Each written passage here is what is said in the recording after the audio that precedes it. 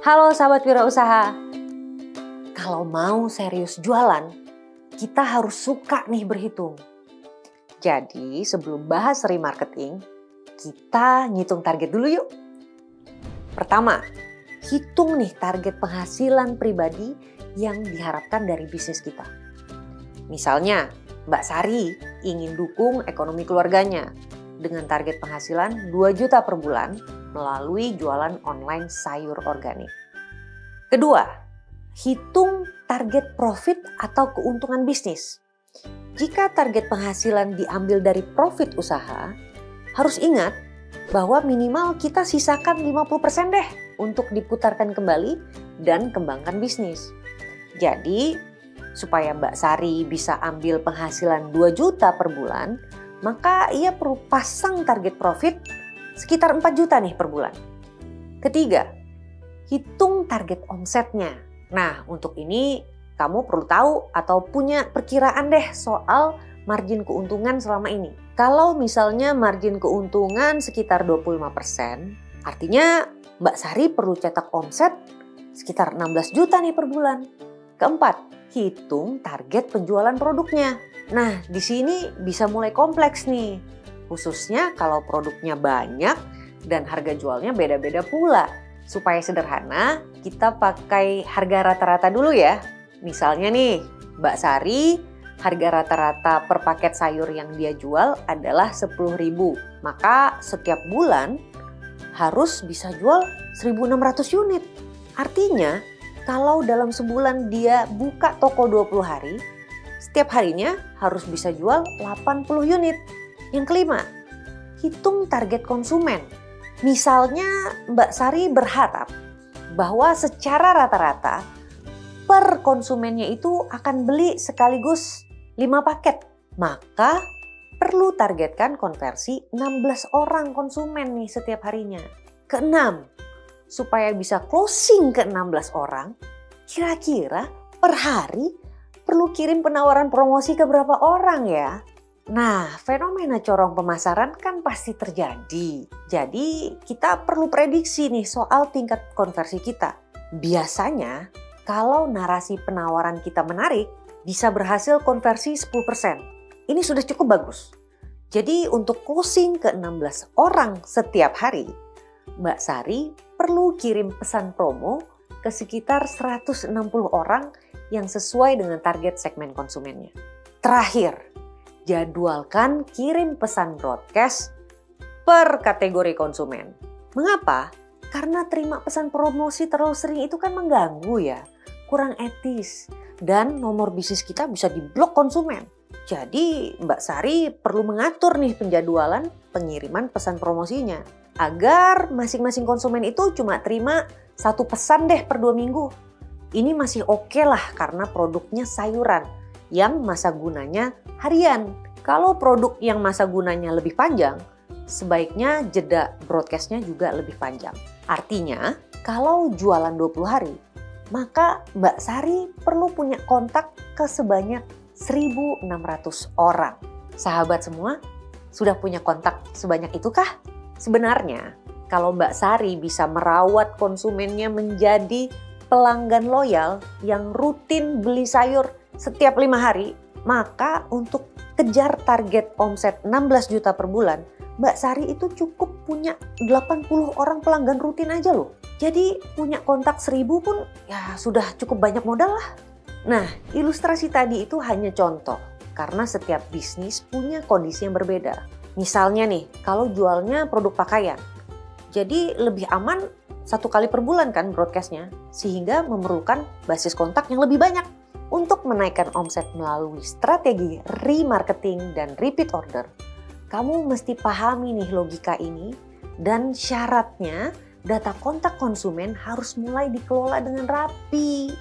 Ini penting banget agar bisa mengoptimalkan fitur broadcast di WhatsApp Business.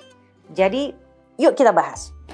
Sahabat wirausaha, WhatsApp itu punya fitur siaran atau broadcast. Apa sih manfaat fitur ini? Sesuai namanya nih, broadcast atau siaran. Fitur ini membuat kita bisa kirim suatu pesan ke sampai 256 penerima sekaligus. Fitur ini memudahkan banget. Kita jadi nggak repot salin dan tempel pesan berkali-kali ke banyak kontak satu persatu. Tapi di balik kemudahan seringnya ada resiko juga kan? Bayangkan kalau semua orang bebas kirim broadcast di WhatsApp.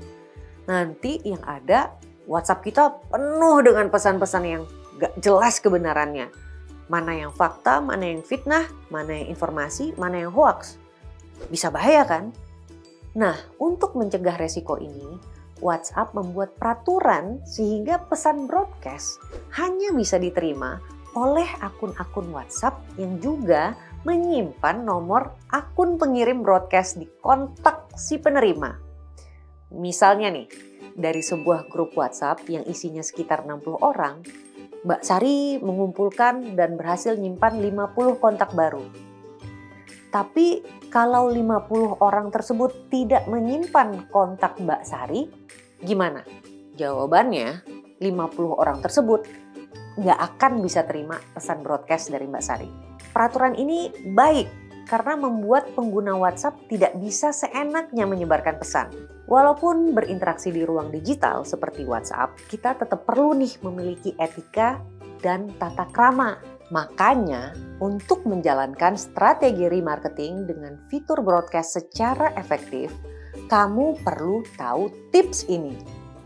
Pertama, kelola dan cadangkan data kontak konsumen. Untuk HP Android, gini nih caranya. Di aplikasi kontak, kamu bisa langsung lihat kan jumlah kontak yang ada di HP kamu. Untuk cadangkan semua data kontak ini, klik Manage Kontak, lalu sinkronisasi akun, tambah akun, masukkan deh email khusus bisnis kamu di sini. Lalu simpan deh. Kalau masih ada data kontak yang tersimpan di SIM card atau di memori HP kamu, move atau pindahkan saja semuanya agar tersimpan ke email. Jadi kalau nanti kamu punya staf admin yang pegang HP sendiri, nggak repot tuh pindahin data kontak konsumen. Tinggal login aja ke email yang sama, maka data kontaknya akan langsung masuk ke HP itu. Kalau HP kamu pun hilang atau rusak, data konsumen akan tetap aman. Yang kedua, pasang deh target untuk tambah kontak dan optimalkan silaturahmi digital agar nomor bisnis kamu juga disimpan. Misalnya, setelah cek Mbak Sari baru punya 700-an kontak nih. Padahal untuk kejar omset tadi, ia butuh 1.600-an kontak. Gimana nih cara efektif nambah kontak sekitar 900-an? Pertama, lihat histori chat kamu. Periksa, sering chat sama kolega yang nomornya nggak disimpan nggak? Caranya mudah banget. Ke fitur pencarian aja, pilih fitur non-contacts. Muncul deh semua chatnya. Tinggal dicek satu-satu histori chatnya untuk menilai ini orangnya cocok nggak ya dengan segmen konsumen saya. Kalau iya, langsung simpan deh kontaknya. Yang kedua, kirim pesan perkenalan atau silaturahmi digital ke mereka. Baru kemudian ajak untuk simpan nomor kamu juga. Buat pesan yang sopan dan mengandung informasi berguna ya. Kirimkan juga file kontak kamu agar mereka nggak repot. Tinggal klik simpan aja. Ketiga, ulangi proses yang sama dengan mengamati akun-akun yang tergabung di WhatsApp group yang kamu ikuti. Untuk menambah kontak secara berkelanjutan, kamu bisa lakukan ini. Pertama, tautkan link langsung ke WhatsApp kamu di media sosial. Ini untuk memudahkan konsumen untuk chat. Dan kamu akan langsung dapat nomor mereka juga kan? Yang kedua, sediakan buku tamu di toko offline atau kios bazar kamu. Ketiga, tampilkan nomor WhatsApp dan QR code-nya di kemasan kamu atau gerobak kamu. Jadi konsumen bisa gampang, cukup scan aja bisa langsung kontak kamu deh. Setelah data kontak konsumen kamu rapi, di WhatsApp bisnis kamu bisa beri label dan kelompokkan mereka ke beberapa grup broadcast atau broadcast list. Ini penting agar kamu menyiapkan penawaran promo yang berbeda-beda disesuaikan dengan kategori tersebut. Misalnya begini nih. Pertama, buat label atau kategori konsumen pernah chat belum beli. Nah, untuk mereka kamu bisa tawarkan paket bundling dengan diskon khusus. untuk rayu mereka agar minimal tuh segera coba dan beli produk kamu dulu. Yang penting, kamu tetap bisa tawarkan harga yang di atas biaya pokok produksinya. Contohnya begini nih, ongkos beli jamur kancing organik 5.000 per ons. Mbak Sari jual di harga 10.000 per ons. Maka Mbak Sari bisa buat penawaran khusus jamur kancing 3 ons 20.000, ada 30.000 coret. Jual di harga segini sebenarnya masih ada untung kan? Kalau tipis ya, cuma 5.000. Kedua, beri label yang sesuai dengan lokasi bisnis kamu. Jadi, kamu bisa kirimkan penawaran free ongkir misalnya. Karena mereka semua adalah konsumen di Depok. Tujuannya untuk meningkatkan frekuensi transaksi konsumen. Jadi, yang tadinya misalnya cuma beli 1 kali nih per bulan, jadi 2 kali per bulan. Syukur-syukur kalau jadi seminggu sekali. Yang ketiga, beri label misalnya sering beli Depok. Untuk kelompok konsumen ini, kamu bisa tawarkan voucher untuk produk baru atau yang jarang mereka beli. Tujuannya untuk meningkatkan volume atau nilai belanja mereka. Misalnya, walaupun belanja seminggu sekali di kita, tapi cuma beli sayur-sayuran hijau aja. Dengan voucher tadi, harapannya mereka jadi beli juga nih buah-buahan atau kacang-kacangan di toko kita. Kamu bisa berkreasi buat kategori-kategori lain berdasarkan lokasi, frekuensi beli, jenis kelamin, dan lain-lain. Intinya, 1 hari minimal ada 1 kelompok yang di-broadcast. Dan masing-masing kelompok ini hanya terima 1-2 broadcast saja per bulan. Jadi, nanti kamu bisa buat tabel jadwal broadcast list bulanan seperti ini nih.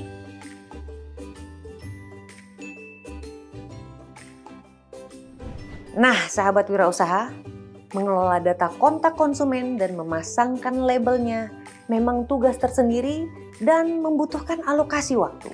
Tapi paling kamu tuh cuma perlu 20 detik aja kok per kontaknya. Karena hanya perlu melengkapi namanya, alamatnya, emailnya kalau ada, pekerjaannya kalau ada, dan beri label, misalnya terkait status loyalitasnya. Jadi kalau ada 1.000 kontak, sekitar 6 jam aja kan? Dedikasikan 1 hari juga beres.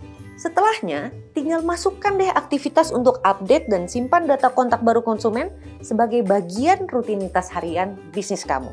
Kalau kontak konsumen kamu sudah lebih dari 10.000 nih misalnya, kamu bisa merawat remarketing via WhatsApp dengan menggunakan sistem Customer Relation Management WhatsApp Business API, di mana kamu akan bisa kelola sampai dengan 10 admin. Broadcastnya bisa dibuat otomatis dengan menyapa nama masing-masing konsumen. Akunnya juga akan ada contreng hijau seperti ini. Karena perusahaan kamu memang akan diverifikasi dari legalitasnya, websitenya, dan juga kebenaran kepemilikan akun-akun digitalnya. Nah, layanan WhatsApp Business API ini layanan berbayar dan proses pendaftarannya harus melalui mitra bisnis service provider resmi dari WhatsApp. Itulah tadi bahasan soal fitur broadcast. Berikutnya, kita akan bahas optimalisasi fitur WhatsApp Group untuk kembangkan bisnis. Jadi, lanjutkan pembelajaran ke video berikutnya. Untuk remarketing dan tingkatkan omset dari repeat order, mulailah optimalkan fitur broadcast dengan lakukan 3 langkah ini. Tentukan target penghasilan dan implikasi jumlah kontak calon konsumen yang perlu dimiliki. Kelola data kontak konsumen dengan cadangkan ke email dan kelompokkan ke dalam kategori tertentu. Susun program promosi yang memberikan penawaran menarik untuk masing-masing kategori konsumen.